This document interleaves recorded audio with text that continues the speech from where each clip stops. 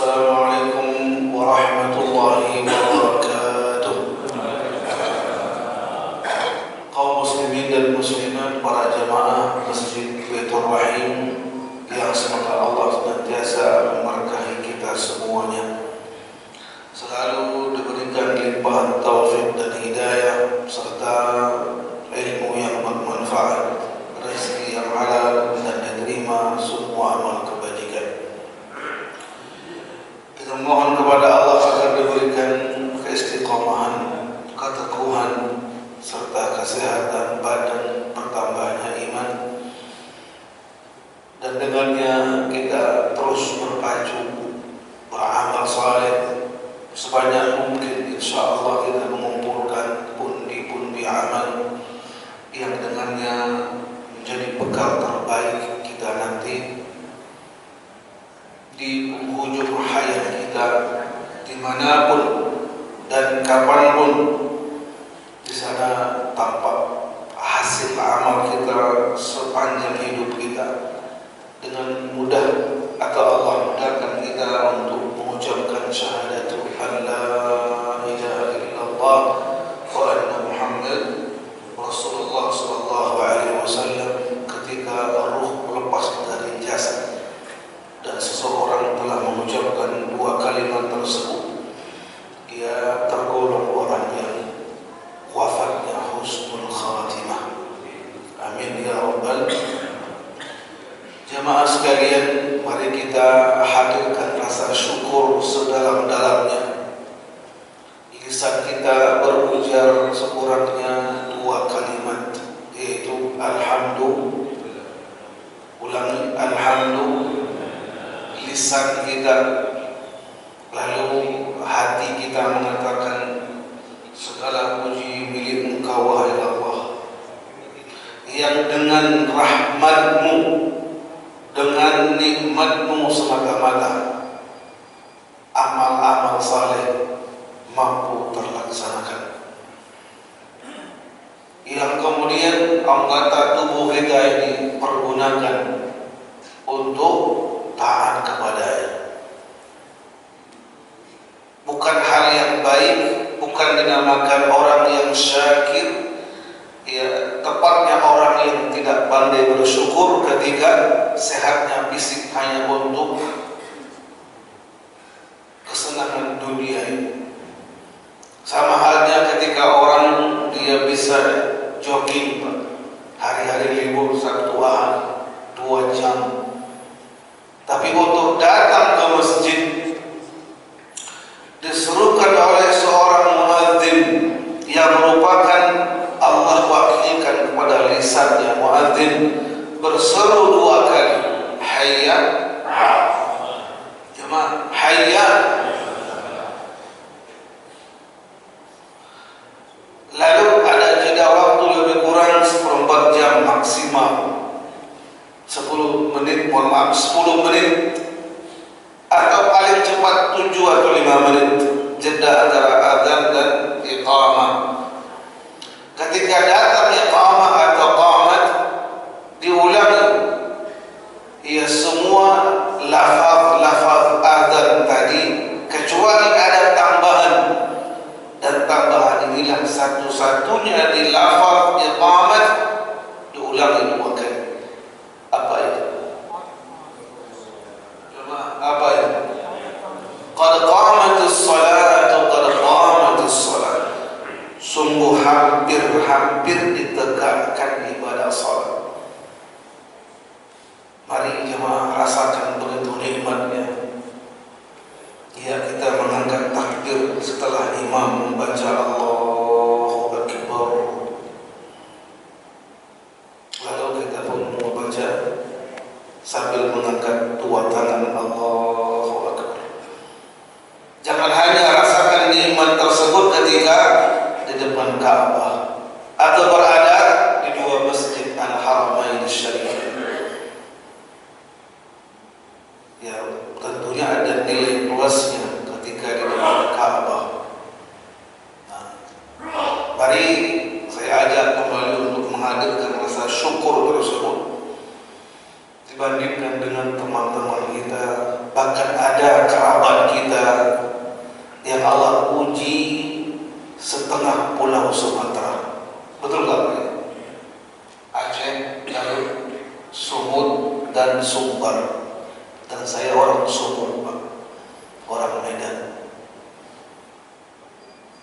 ketika banjir tersebut dikirimlah oleh misan, tahu misan yang sepupu saya,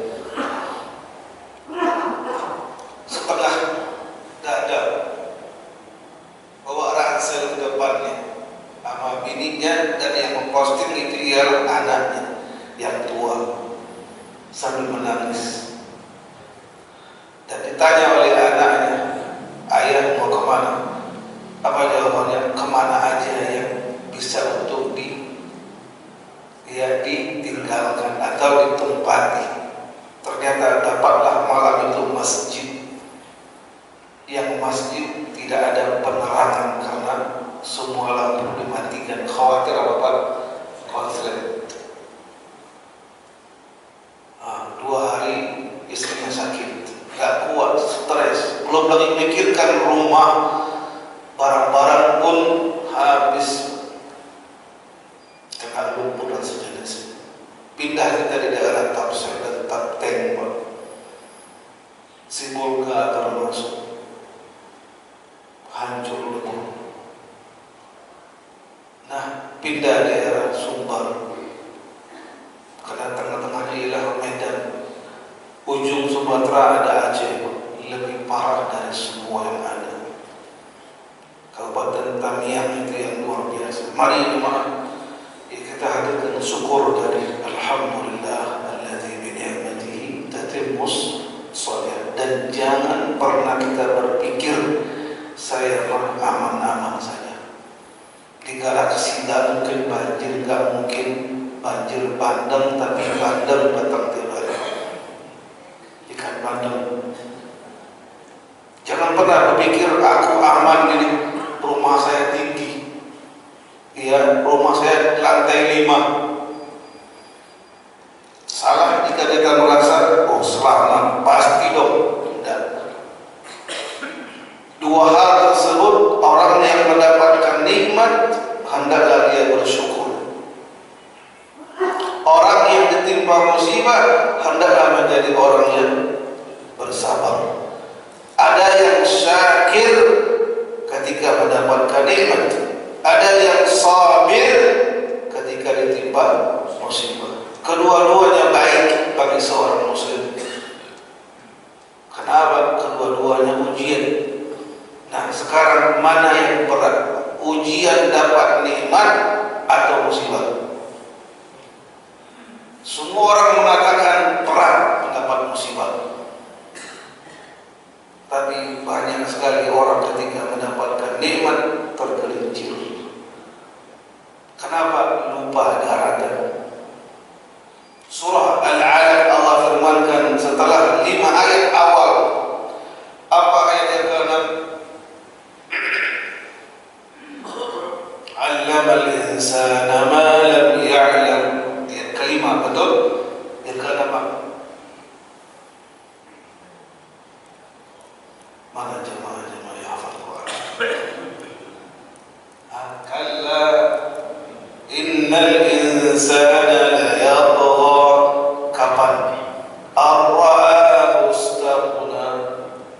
Tidak sama sekali kata Allah, manusia itu sangat mudah melampaui batas, sangat mudah dia melampaui ketentuan Allah, tergelincir. Kapan? Ketika dia melihat dirinya telah cukup, berada pangkat yang tinggi, bahkan penguasa, ya, undang-undang yang kita buat umpamanya untuk kemaslahatan bisa diatur dengan fulus. Mari jemaah, poin terakhir sebelum kita masuk kepada kajian inti ialah menilai musibah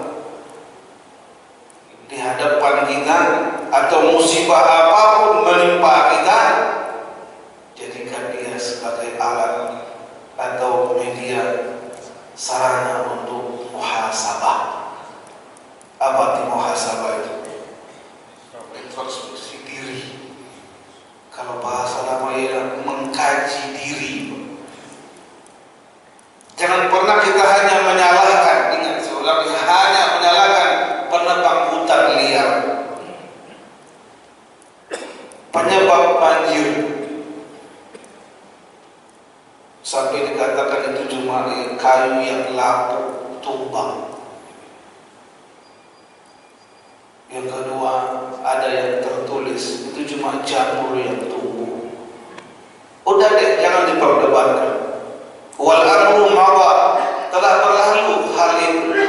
Orang-orang yang berbuat pasti akan diperhitungkan oleh Allah Subhanahu wa taala. Jika dia tahu lalu dia mengakui dan bertobat kepada Allah, Allah berkehendak untuk menghapus semua dosa-dosa. Siapapun orang, bukan hanya penebang liar, bukan hanya yang punya tambang, bukan, tapi semua perbuatan dosa, bahkan dosa tidak sholat sengaja dia tinggalkan lebih besar dosa daripada berbuat zina. Ingat, orang yang tahu kewajiban sholat dan dia tidak ada uzur syar'inya, sengaja dia tinggalkan, jauh lebih besar dosa daripada berbuat zina, maling, korupsi. As-salah yang diambil oleh sang Rasul diundang oleh Allah ke tempat yang tertinggi, Sidratul. Nah, kita anggap remeh hal yang sepele, atau tertipu dengan orang lain, itu si fulan banyak dosanya, korupsi sekian triliun. Enggak, kalau dia lupakan dirinya, yang tepat dia lihat dirimu wahai hamba, kata Allah. Dan ketika Nabi jelaskan tentang manusia ini, ialah kullu ibni Adam khata'un. Semua anak Adam ini bergelimang dengan dosa. Lalu wa khairu khata'ina, sebagai orang yang telah berbuat banyak dosa, at-tawwabun, orang yang selalu bertaubat kepada Allah. Mari dan satu ayat terakhir sebagai berita dari Allah Subhanahu wa taala dalam surah Asy-Syura ayat yang ke-30, Allah sebutkan wa ma asabakum min musibatin fabima kasabat aydikum wa ya'fu 'an katsir. Tidak ada satu pun musibah yang menimpa kalian wahai manusia kecuali dengan sebab ulah tangan-tangan kotor kalian. Sudah. Nah, surah Al-Rum lebih jelas lagi Allah sebutkan ayat 40, "Dhahara al-fasadu fil barri wal bahri bima kasabat aydin nas." Telah tampak kerusakan di darat dan di laut, bahkan udara, angkasa luar sana, semuanya sebab ulah tangan-tangan kotor manusia. Mari jemaah, kita manusia, bukan malaikat, bergelimang dengan dosa. Iya, beruntunglah orang yang selalu melihat aib dirinya. Bercerminlah kita, oh banyak dosa. Lebih-lebih jemaah, teringat kita di penghujung Desember ini 2026, hitungan menit atau hitungan hari akan datang insyaallah. Ya Allah, panjangkan usia kita dalam ketaatan, amin. Ya, muncul tahun 2026, cobalah kita hitung sudah berapa usia saya. Yang lahir tahun 1950 udah berapa itu? 76. Panjang udah. Kita lebih tahu tentang diri kita, kapan mulai saya aktif ke masjid. Paling tahu diri kita. Allah katakan dalam surah Al-Qiyamah, "Balil insanu 'ala nafsihi basira." Bahkan setiap jiwa, kata Allah, lebih tahu tentang diri. Yang salah itu kalau lupa diri, lalu lupa daratan, lupa lautan, lupa angkasa luar. Mari ya, sehingga ya, secara hakikatnya itu ialah bukan bertambah usia, tapi berkurang jatah hidup kita ya. Dan beruntunglah orang yang selalu mengingat kematian perhatian untuk menciptakan dirinya semakin optimis, semangat, antusias. Karena apa? Sepanjang usia manusia, umat Nabi Nuh berapa tahun? 1000 tahun. Pertanyaan, masih adakah umat Nabi Nuh? Jauh telah wafat. Para anbiya yang Allah utus, ya, bahkan Nabi yang terakhir, Nabi kita yang mulia sallallahu alaihi wasallam, hadirnya ke muka bumi, diutusnya menjadi sang rasul, merupakan sebesar-besar nikmat. Bahkan wa ma arsalnaka illa rahmatan lil alamin. Masih ada Nabi kita? Masih hidup? Masih hidup Nabi kita? Wafat. Secara jasadnya wafat. Berarti apa? Ya, coba tanamkan di benak kita, letakkan di jidat kita ini ayat yang berbunyi kullu nafsin. Lalu bukankah menjadi contoh bapak, ibu kita, kerabat kita, tangga kita, mungkin cucu kita wafat? Atau dalam grup WA setiap hari ada datang kabar si fulan, teman kelas, teman wisuda, teman S1 sampai S5 kalau ada.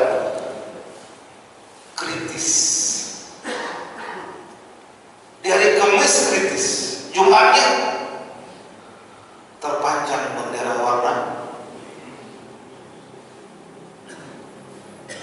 Mari, kalau ini masuk di benak kita, siapa nanti yang akan membisikkan kalimat la ilaha illallah di kuping saya tatkala saya meregang nyawa?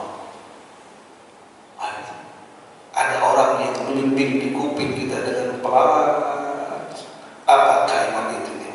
4 kata sekurang-kurangnya. La ilaha. Ulang. La ilaha. Allah berikan kita husnul khatimah. Jamaah yang Allah muliakan, kembali kajian kita di penghujung tahun 2025 masih mengisahkan tentang sahabat yang mulia Abu Turab Abu Hasan Ali bin Abi Thalib Amirul Mukminin radhiyallahu anhu wa radhiyallahu sampai di tahun yang ke-7 Hijriah, ya, atau ke tahun yang ke-6 Hijriah. Peristiwa setelah peperangan Al-Ahzab atau Al-Khandaq selesai membuat kecewanya orang-orang Quraisy plus sekutu-sekutunya mereka. Betapa tidak 10.000 pasukan yang berkoalisi antar partai kelompok orang-orang musyrikin yang dikomandoi oleh Abu Sufyan yang merupakan mertua Rasulullah sallallahu alaihi wasallam. Ini menarik, teman. Sang mertua bermusuhan dengan menantu lebih kurang 21 tahun. Sudah, saya ulangi. Mertuanya Nabi bernama Abu Sufyan memusuhi menantunya, dan apa yang diyakini oleh menantunya lebih kurang 21 tahun.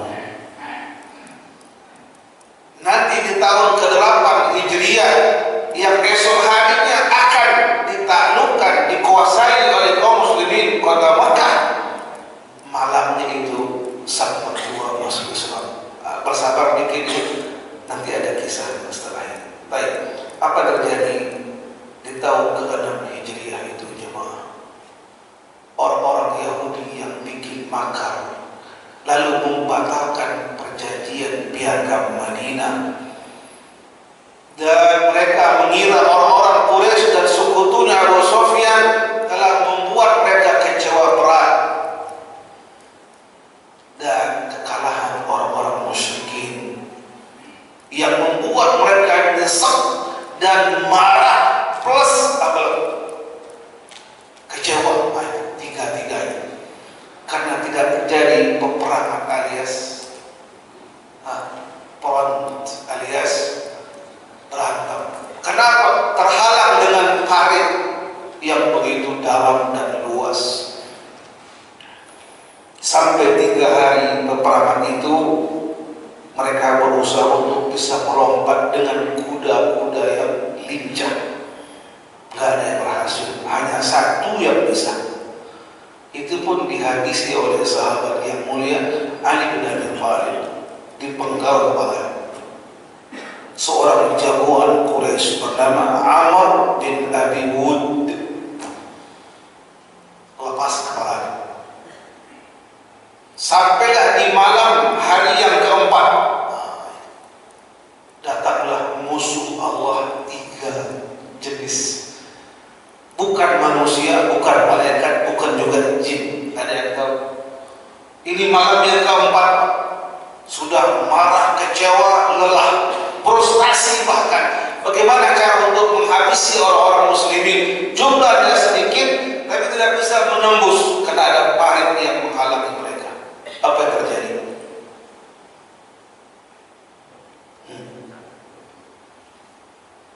Sewa helikopter? Tidak ada.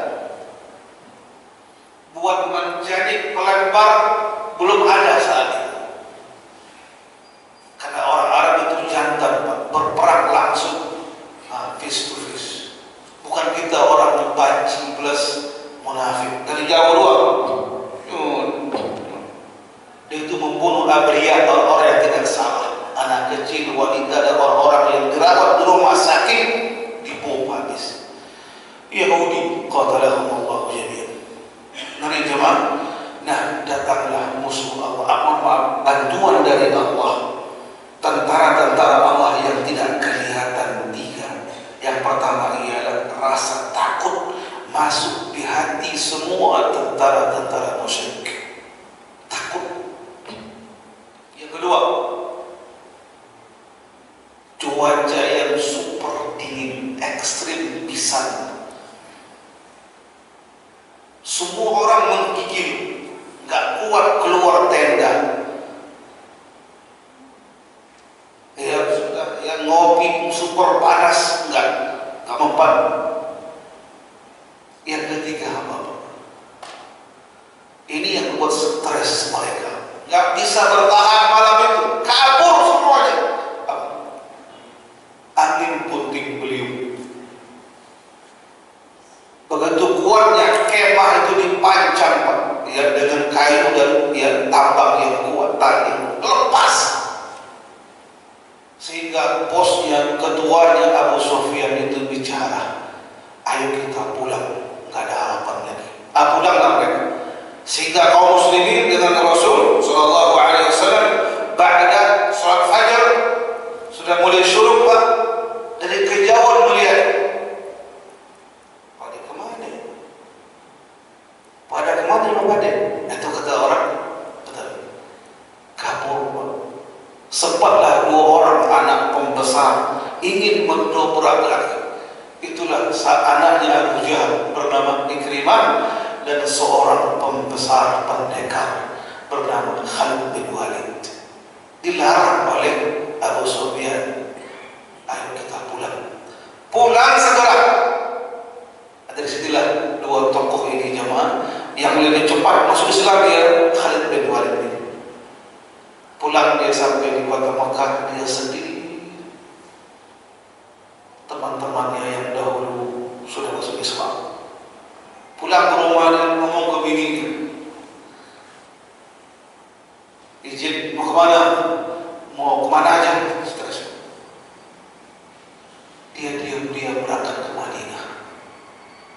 Masuk Islam. Siapa? Khalid bin Walid. Mari jemaah. Nah, selesai peperangan tersebut, di tahun ke-6 Hijriahnya, Nabi yang mulia Sallallahu Alaihi Wasallam bersama sahabatnya yang berjumlah lebih kurang yaitu 1.400 berangkat kota Mekah dan sampai ke Bir Ali atau Dzulhulaifah berihram. Tujuannya untuk berumrah saja dan tidak membawa senjata lengkap, hanya pedang. Ia sebagai jaga-jaga. Ketika sampai di sebuah tempat, didengar oleh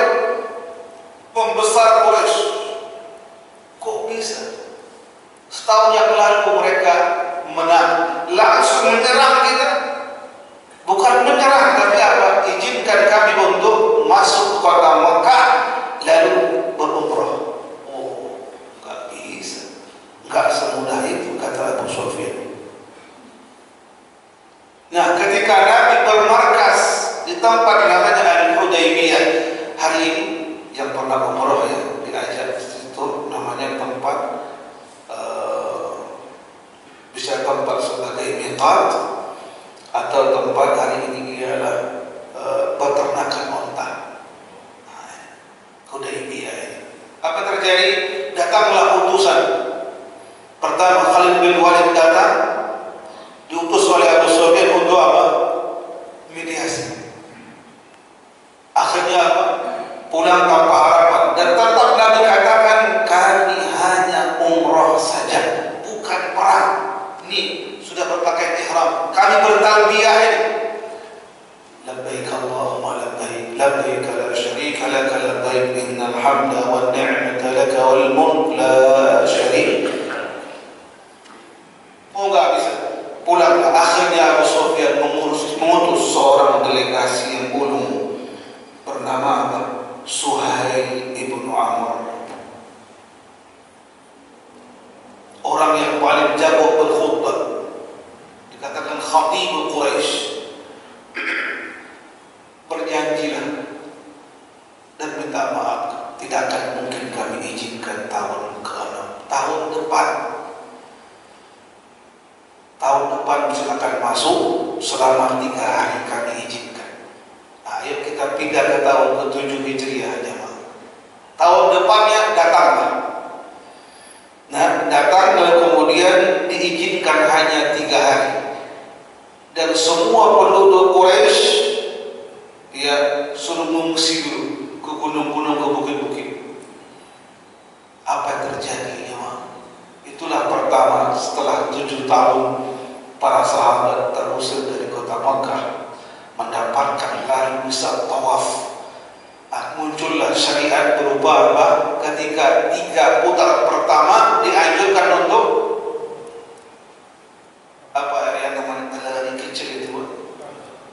Apa bahasanya? Ar-Ramal. Jangan lupa yang pernah umrah. Lalu membuka bagian bahu kanan.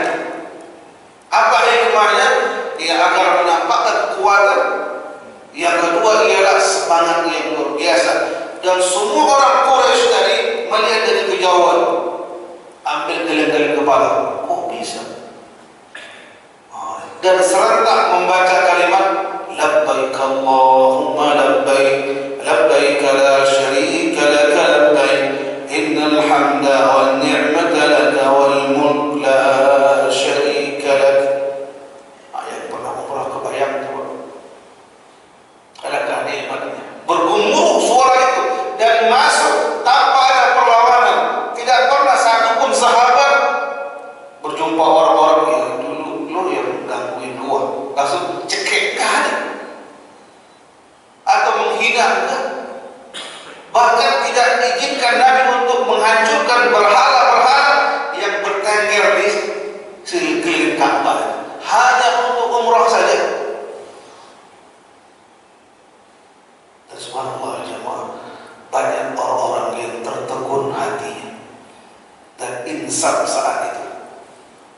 Orang-orang tua, orang-orang yang dahulu menyakiti sahabat Rasul, bahkan menyakiti Rasul sallallahu alaihi wasallam.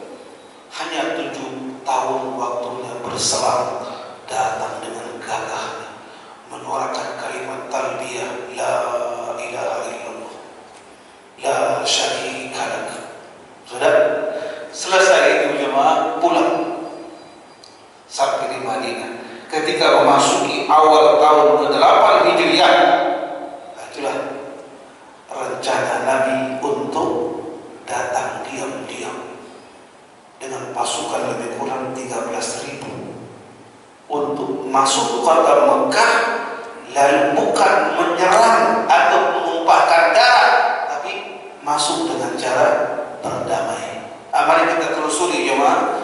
Datanglah pada tahun 8 tersebut dengan persiapan yang matang. Ingat, Nabi rahasiakan seolah-olah ya, Nabi ingin mengatakan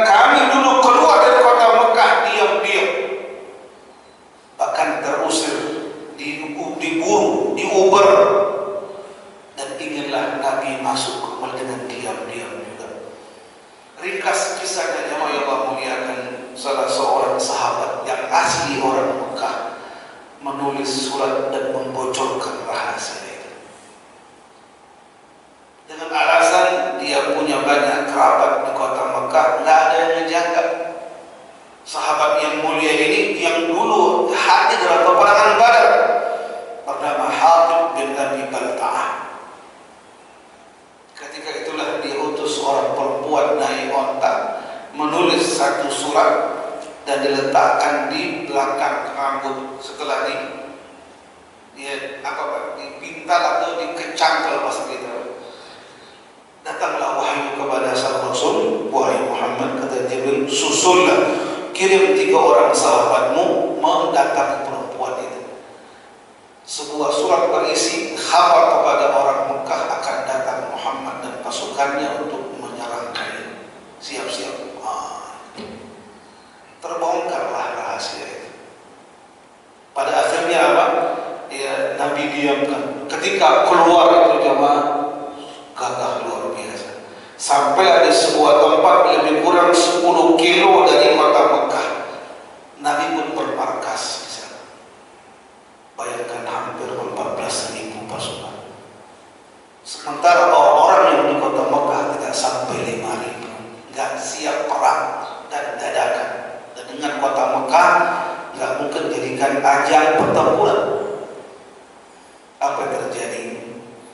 Kisah yang menakjubkan dan membuat gemetarnya pemimpin Quraisy saat itu. Siapa? Pemimpin tunggal itu. Yang lain sudah pada masuk Islam. Pembesar-pembesar yang dulu gede-gede itu, yang paling sangar-sangar, pada tahun kedua Hijriah mati meregang nyawa ya dalam peperangan Badar. 8 tokoh besar. Tinggal 1 lagi yang bertahan. Siapa? Yang mertua lagi tadi siapa? Abu Sufyan. Dia sudah membaca, tentunya punya intel ya. Ini cuma orang yang tahu ya.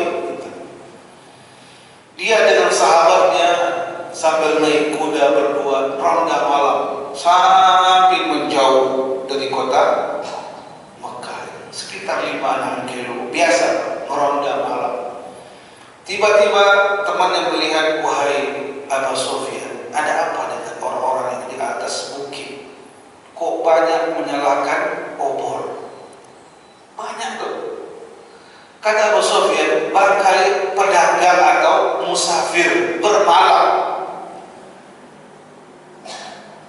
Kata temannya, wahai Abu Sufyan, coba lihat lagi.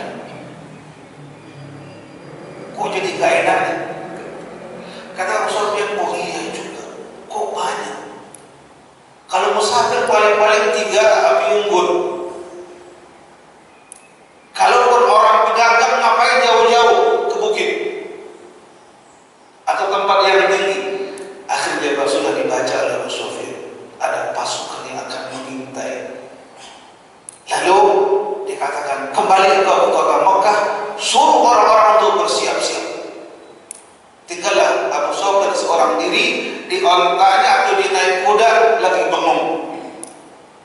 Tiba-tiba dia dipanggil oleh temannya, teman dekat dulu, Batur, sehingga dipanggil dengan sebutan dia, ya Aba Hanzalah. Di samping Abu Sufyan kunyahnya yang terkenal, sama-sama teman ada gelar masing-masing, betul? Dipanggillah oleh sahabat yang mulia ini, pamannya Rasul bernama Al-Abbas, diutus oleh sang Rasul menggunakan onta Rasul, wahai pamanku, datang ya Abu Sufyan. Dan ditegur oleh Abu Sufyan Al-Abbas, ya Aba Hanzalah. Kaget dia, na'am ya Aba Fadl. Dan dia paham betul suaranya. Paham sampai dia kaget. Dia Abu Sufyan sudah tahu dia. Berarti apa? Pasukan Muhammad yang datang.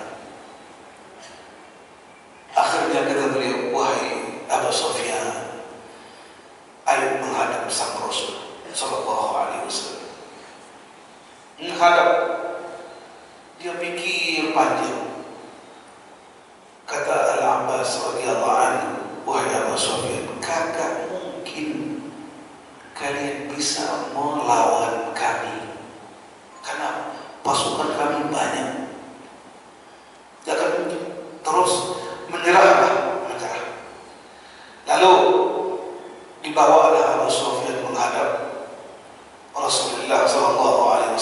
Ketika Abu Sufyan dan Al-Abbas melewati tendanya Umar bin Khattab yang lagi di luar sambil ngopi barangkali. Umar bin Khattab, dia melihat musuh Allah Abu Sufyan, dia mau gorok di tempat. Paham ya? Dihalangi oleh Al-Abbas, wahai Umar, jangan. Rasul menyuruh dia akan bertemu dengan Rasul di kemah. Enggak, dia ini penipu, musuh Allah. Enggak. Akhirnya Umar membuntu ke belakang. Pedang terhunus. Ketika masuk ke kemah Nabi, dia salam kembali. Sebelum masuk, berjejer para sahabat jalan Abu Sufyan dan mengomong dari wahai Abbas, alangkah hebatnya tentara-tentara ponakan Muhammad. Kata Abbas, bukan hebat, mulia dalam darah Islam. Ketika masuk ke kemah jamaah, lebih tertegun orang-orang yang dahulu hamba sahaya, yang dia hina, yang dia kucilkan dengan tegak berdiri gagah. Ada sahabat Bilal bin Rabah, Ammar bin Yasir, Abdullah bin Mas'ud, yang dahulu mereka hina, mereka dia usir, mereka rendahkan.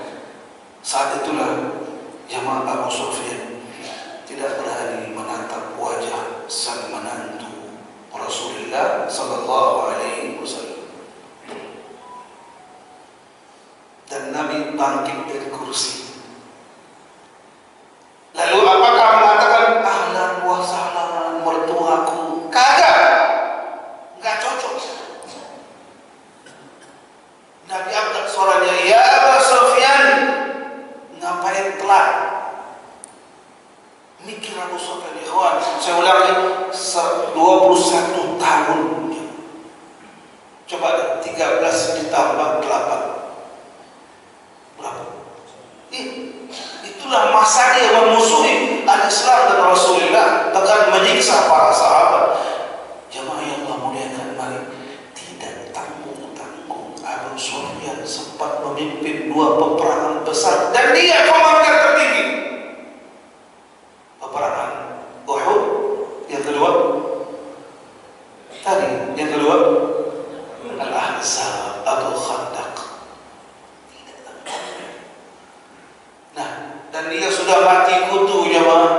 Dia jawab nggak jelas.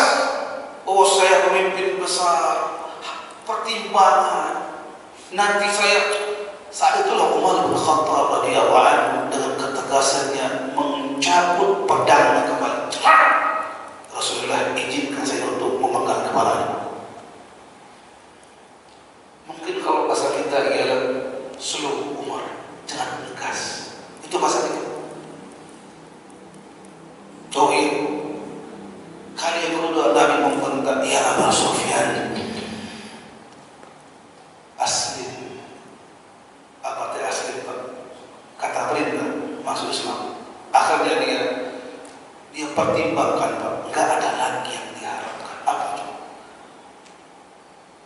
Anak perempuan yang bernama siapa? Ada yang tahu?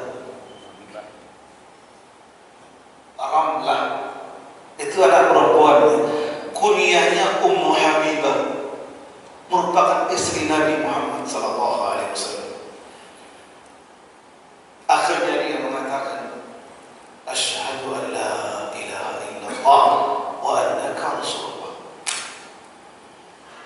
Lalu paman Nabi Al-Abbas membisikkan ke telinga Nabi, ya Rasulullah, berikan dia jabatan.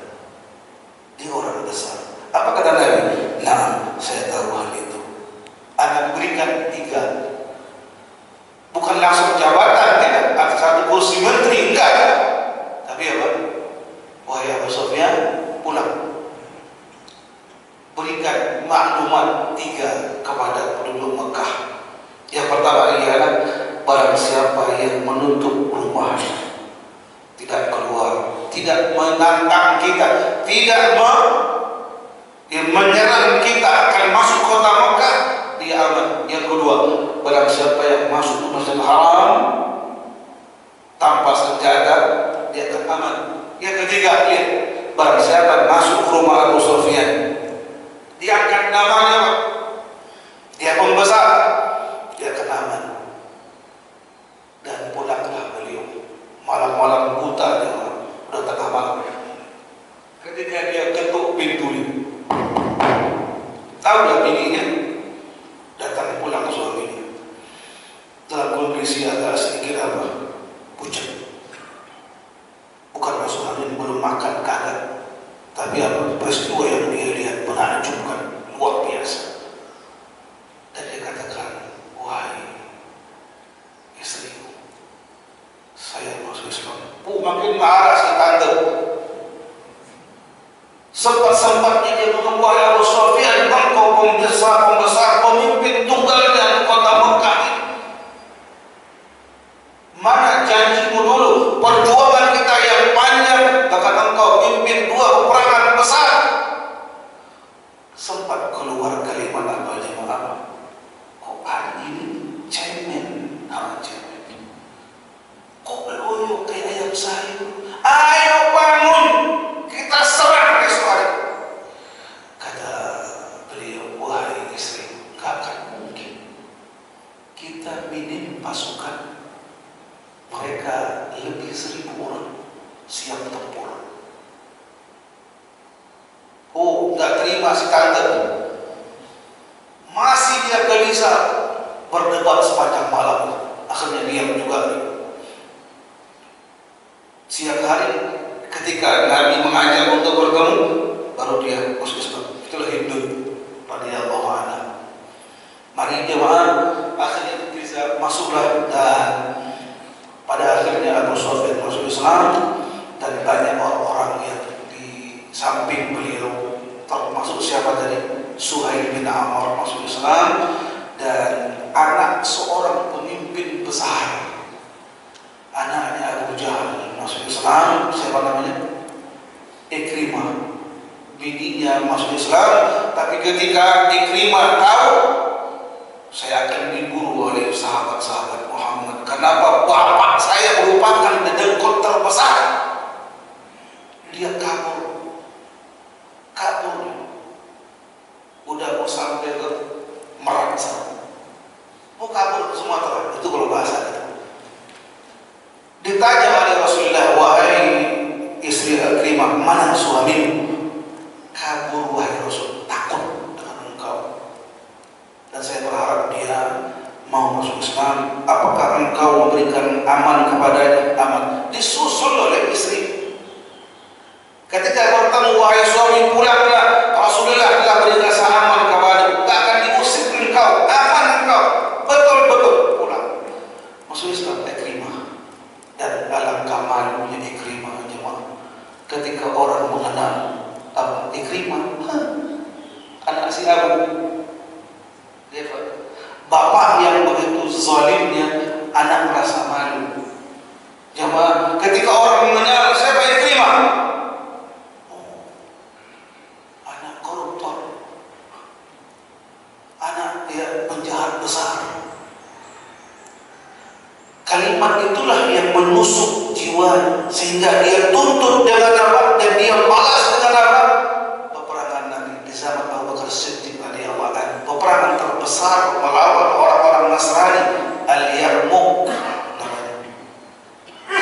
Ikrimah termasuk pasukan berani mati, dan dia tewas. Dia panggil malamnya Bani Makhzum, wahai orang-orang yang Bani Makhzum, siapa yang esok siap mati dengan saya?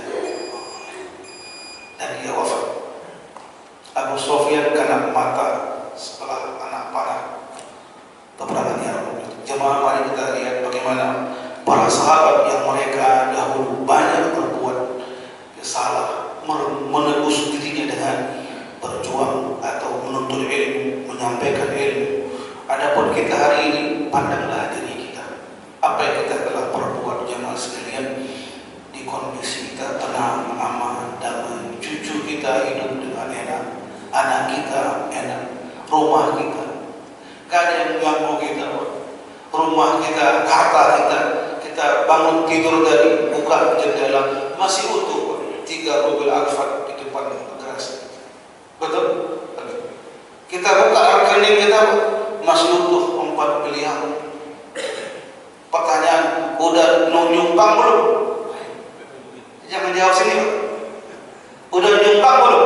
1 aja dari 4 aja ke Aceh, terus ke Sumatera Utara dan sudah alhamdulillah. Pujilah Allah Subhanahu wa taala. Jangan numpuk-numpuk. 4 kapan 6? Dapat 6 kapan 20? Sementara nyawa pun lepas dari rumah kita, dari mana kita. Mari jemaah, ringkasnya ialah dalam tahun ke-6, 7, ke-8 itu ya, ke-6 dari Hudaybiyah, tahun depannya itu ialah Umratul Qadha ya, diulangi.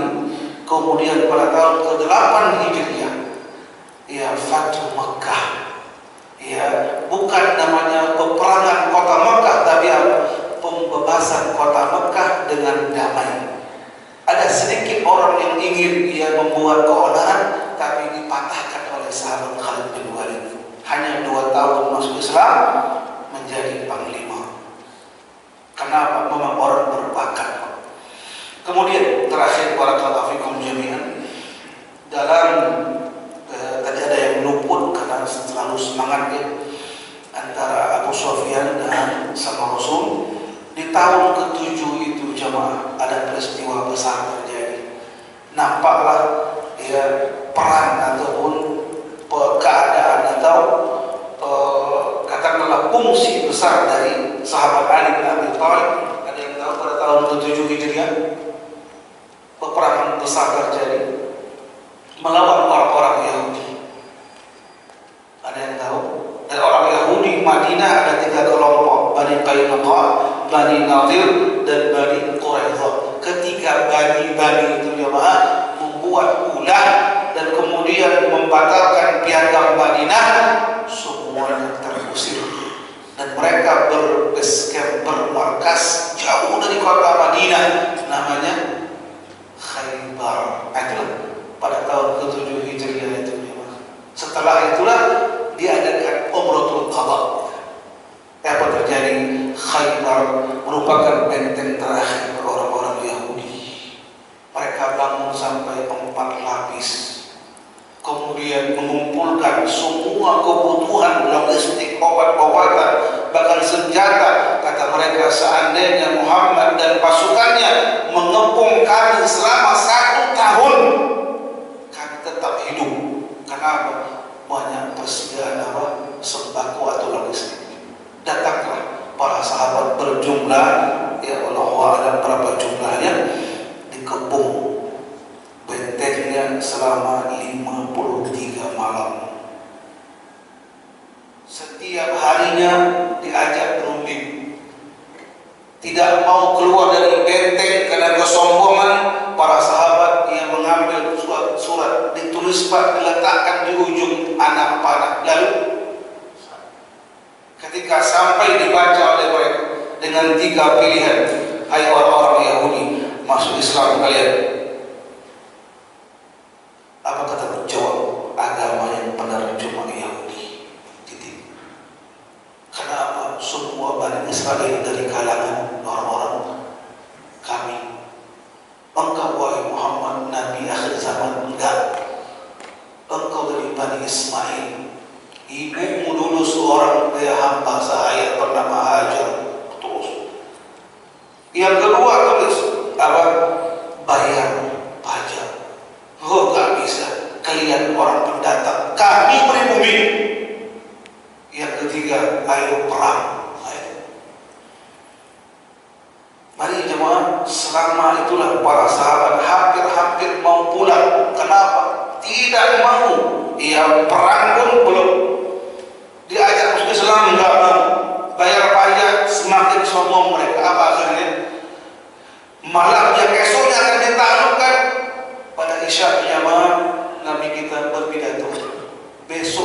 dan serahkan bendera perangnya. Ini orang mencintai Allah dan Rasulnya. Ini hal yang biasa. Kenapa? Semua para sahabat mencintai Allah dan Rasul. Lalu yang kata Rasul, dan Allah serta Rasulnya mencintai orang ini. Oh, ini luar biasa. Tazkiyah atau rekomendasi dari sama Rasul yang tinggi.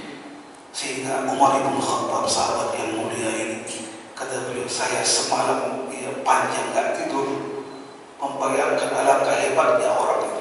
Habis sholat subuh, Nabi berzikir, berbalik arah menghadap para sahabat, lalu berkatakan, wahai fulan, wahai jamaah semuanya, ya mana Ali? Beliau memilih Ali bukan karena menantu, tapi apa? Wahyu dari Allah Subhanahu wa Ta'ala. Lalu kata para sahabat, Ali lagi sakit mata,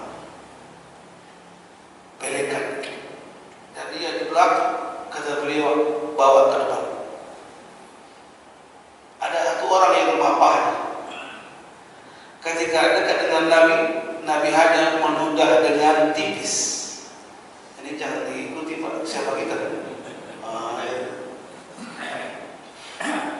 Langsung semua diberikan bendera, wahai Ali, datangilah benteng mereka, lalu ajak masuk Islam. Yang kedua, bayar pajak atau jizyah. Yang ketiga, pedangnya akan berbicara. Datang sehingga keluarlah seorang pendekar besar, orang Yahudi bernama Marhab, besar, pembesarnya, dan dia jagoan berdialog. Ada syair-syair yang keluar yang pada akhirnya bergulat mereka. Apa yang terjadi? Kata para sahabat, kami dari kejauhan melihat mereka bergulat, dan saking mereka saking hebatnya bergulat sehingga kepulan debu menutupi mereka. Kami nggak tahu, tapi tiba-tiba ada suara takbir, Allahu Akbar. Suara siapa?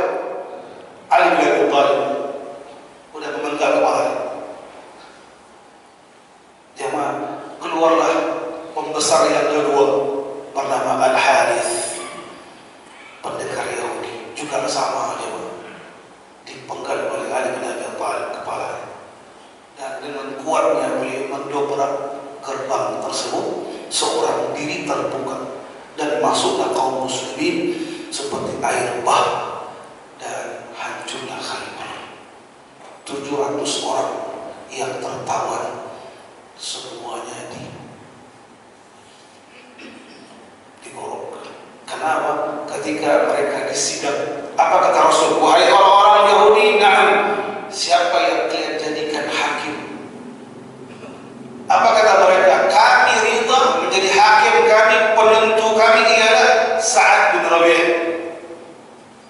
Masuk Islam ya. Dahulu ialah teman kami, mitra kami.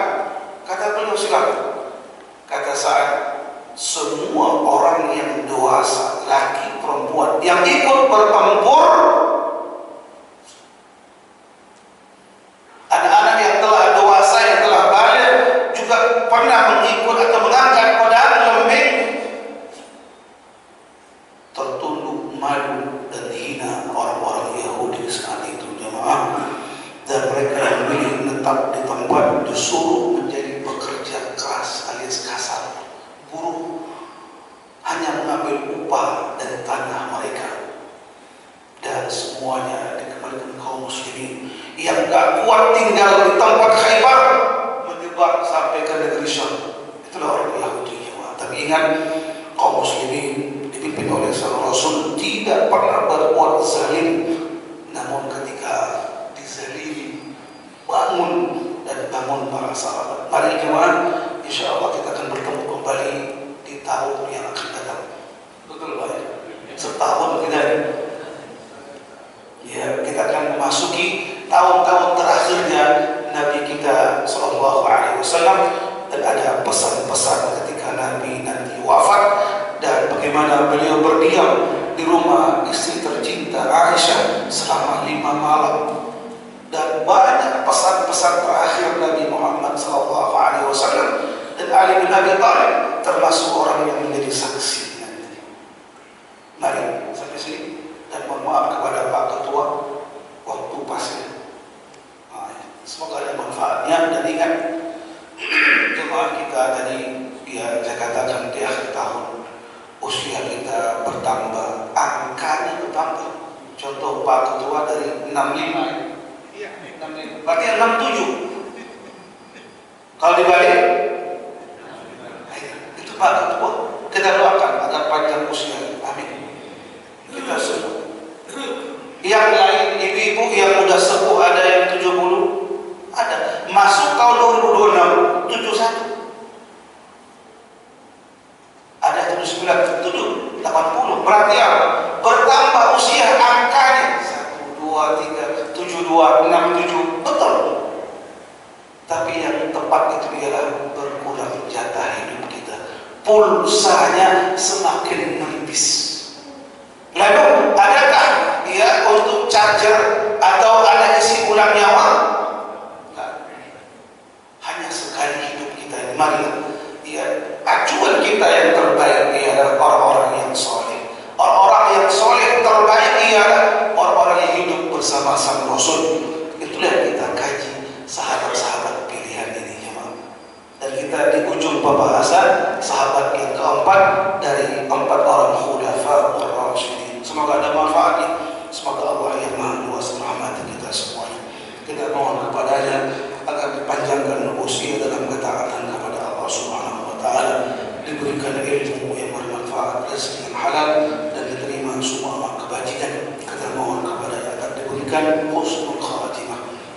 Kemudian anak-anak yang saleh dan salihah, istri yang salihah, dan tetangga yang baik. Di akhir hayat kita nanti kita mendapatkan kebahagiaan di dunia wal akhirah. Dan mohonlah kepada Allah Subhanahu wa taala agar kita mendapatkan keistiqamahan di atas al-Islam dan sunnah Rasulullah sallallahu alaihi wasallam. Amin ya rabbal alamin. Barakallahu bikum jami'an wa jazakumullahu khairal jazaa. Subhanakallahumma wa bihamdika asyhadu an la ilaha illa anta